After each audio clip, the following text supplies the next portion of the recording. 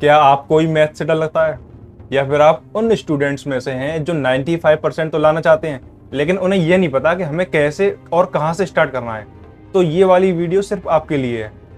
Hello everyone, मेरा नाम है आर्यन सक्सेना और आप देख रहे हैं वेद आर्या यूट्यूब चैनल की पहली क्लास। तो मैं आपको इस वीडियो में एक ऐसा सीक्रेट रोड मैप देने वाला हूं जिसे फॉलो करके आप बड़े ही आसानी से 95% मार्क्स ला सकते हैं। आप इस समय अगर मैथ में बिल्कुल जीरो पर हैं, आप पर कुछ नहीं आता, तो भी आप आराम से अपना गोल अचीव कर सकते हैं।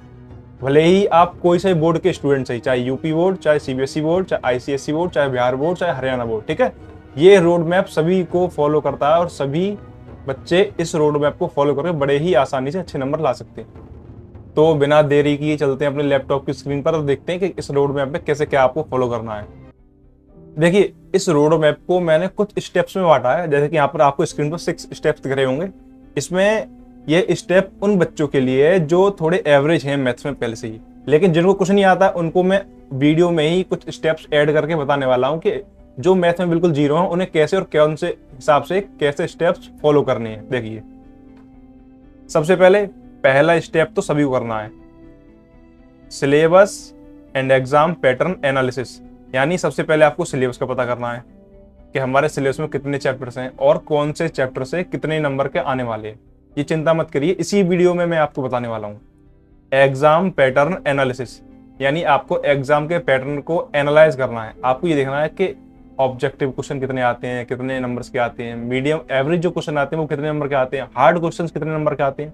आपको पहले पता होना चाहिए कि आप क्या करने जा रहे हैं, तो आपको उसकी पहले से ही पूरी जानकारी होनी चाहिए।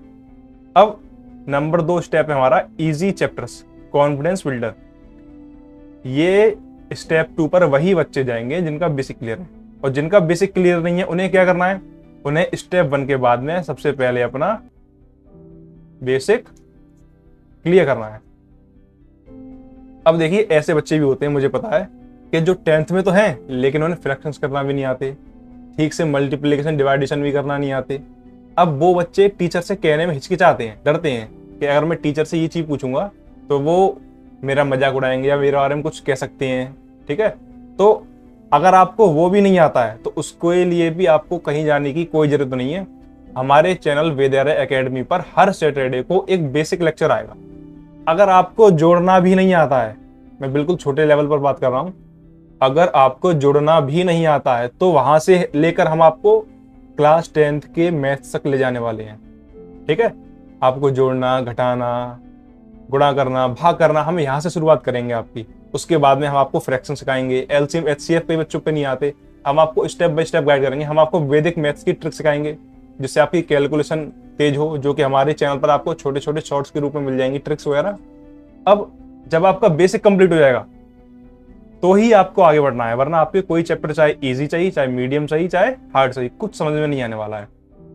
तो जिनका बेसिक कंप्लीट हो गया वो जाएंगे स्टेप 2 पर।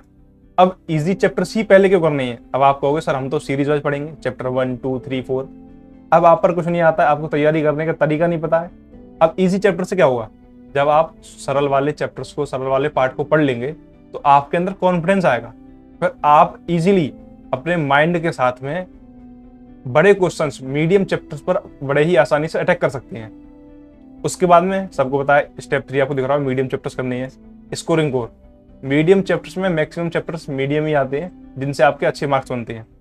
तीसरा हार्ड चैप्टर्स, उसके बाद ऑब्वियसली आपको हार्ड चैप्टर पर ही जाना है।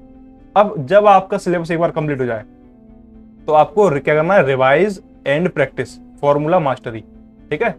अब मैं आपको एक बात बता रहा हूं कि चाहे यूपी बोर्ड सही, चाहे सीबीएसई बोर्ड सही, जो भी मैथ्स का पेपर आता है उसमें 80% प्लस सिलेबस हमेशा एनसीईआरटी बुक से ही आता है। यानी आपको अगर अच्छे नंबर लाने हैं तो आपको एनसीईआरटी बुक को एक बार सिलेबस कंप्लीट करके उसका एक बार रिवीजन और करना होगा, ठीक है। अब रिवाइज कैसे करेंगे वो मैं आपको बताने वाला हूं। सबसे पहले आपने एक बार चैप्टर कंप्लीट कर लिया, उसका कॉन्सेप्ट पढ़ा और उसके सारे क्वेश्चंस किए, ठीक है। उसके बाद में जब आपका पूरा सिलेबस कंप्लीट हुआ तो आपको बुक बिल्कुल पहले चैप्टर से लेकर बैठनी है। जब आप देखो, पहले आप पढ़ोगे इजी, फिर मीडियम, फिर हार्ड, और जब आप रिवीजन करने बैठोगे तो आपको तब चैप्टर हमारे सीरीज वाइज पढ़ने हैं, सीरीज वाइज। तब आपको ये वाला रोड मैप के हिसाब से तीनों स्टेप्स बीच के फॉलो नहीं करने हैं, चैप्टर 1, 2, 3, 4 ऐसे आपको आगे बढ़ना, ठीक है।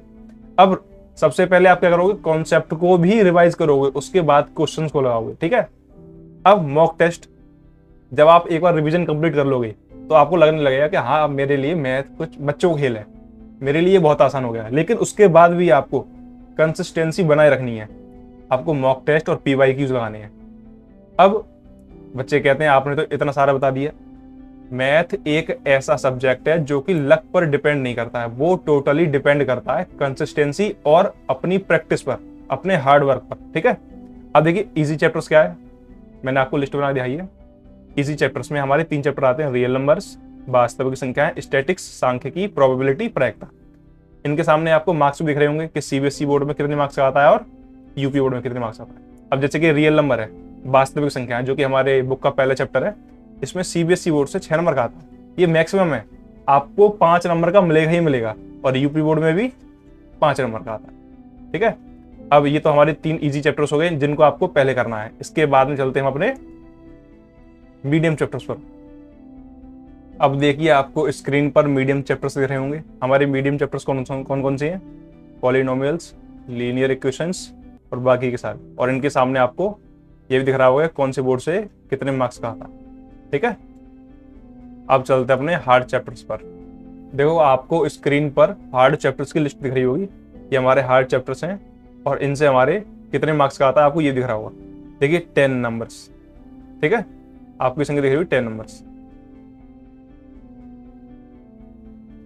सरफेस एरियाज एंड वॉल्यूम, क्षेत्रफल, जो हमारे ये चैप्टर है, इससे CBSE बोर्ड और यूपी बोर्ड दोनों में 10 नंबर्स का आता है, ठीक है। तो ये हमारे स्कोर बिल्डर चैप्टर्स हैं।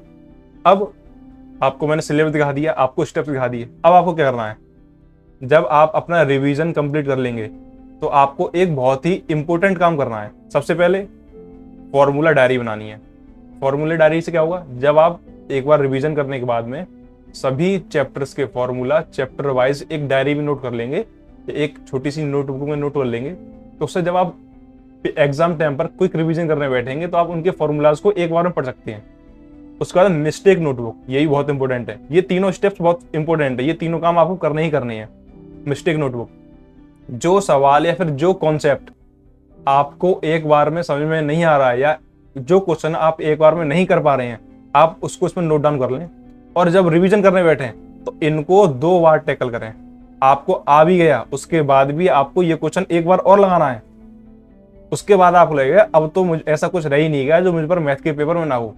फिर आपके अंदर ऐसा कॉन्फिडेंस आ जाएगा कि आपके मैथ के एग्जाम में अगर कुछ नया क्वेश्चन भी आ जाता है तो भी आप बड़े आसानी से कर लोगे।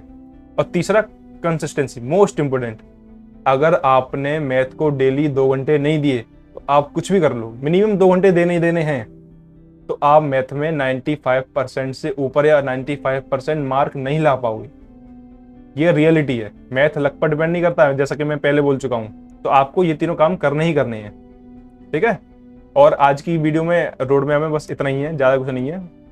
अब देखिए आपको स्क्रीन पर एक छोटी सी शायरी दिख रही होगी जो कि एक मोटिवेशन शायरी है, आप पढ़ सकते हैं। सपने उनके पूरे नहीं होते जिनके बाप बड़े होते हैं, सपने उनके पूरे होते हैं जो कि जिद पर अड़े होते हैं। अगर आपको आपकी जिद है कि मुझे मैं क्लास 10th में मैथ्स में 95% लाने ही लाने हैं, तो अभी हमारे चैनल को सब्सक्राइब करिए। अब हमारे चैनल पर आपको क्या मिलेगा, हमारे चैनल पर आपको हर चैप्टर वाइज, चाहे तो चैप्टर वाइज या फिर जो मैंने आपको रोड मैप दिखाया है उसके अकॉर्डिंग आपको चैप्टर के कॉन्सेप्ट मिलेंगे, और उसकी अगली नेक्स्ट वीडियो में आपको उस जो हमने चैप्टर के कॉन्सेप्ट समझाया है उसी चैप्टर की सभी एक्सरसाइज के सभी क्वेश्चंस को सॉल्व करा जाएगा। और सबसे बड़ी बात, ये सारी चीजें आपको बायलिंगुअल मिलेंगी, यानी दोनों भाषाओं में। आपको कॉन्सेप्ट भी हिंदी इंग्लिश में समझाए जाएंगे, आपको जो नोट्स भी मिलेंगे वो भी आपको हिंदी इंग्लिश में ही मिलेंगे, सारे क्वेश्चंस भी हम आपको हिंदी इंग्लिश में ही कराएंगे, जिससे यूपी बोर्ड वाले बच्चे और CBSE बोर्ड वाले बच्चे दोनों पढ़ सकें। और नोट्स कहाँ मिलेंगे, नोट्स के लिए आपको हमारे टेलीग्राम चैनल को ज्वाइन करना होगा।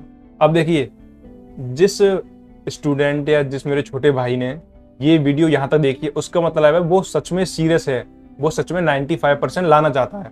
तो एक बार मुझे पता चल जाए कि कितने बच्चे सीरियस हैं इस साल, वो पहले तो हमारे चैनल को सब्सक्राइब कीजिए और कमेंट में लिखिए मिशन 95, ताकि मैं भी तो देखूं कि क्या मैं ही अपने चैनल पर मेहनत कर रहा हूं आप लोगों के लिए, या आप भी मेरे साथ उतनी ही मेहनत करेंगे जितना मैं कर रहा हूं।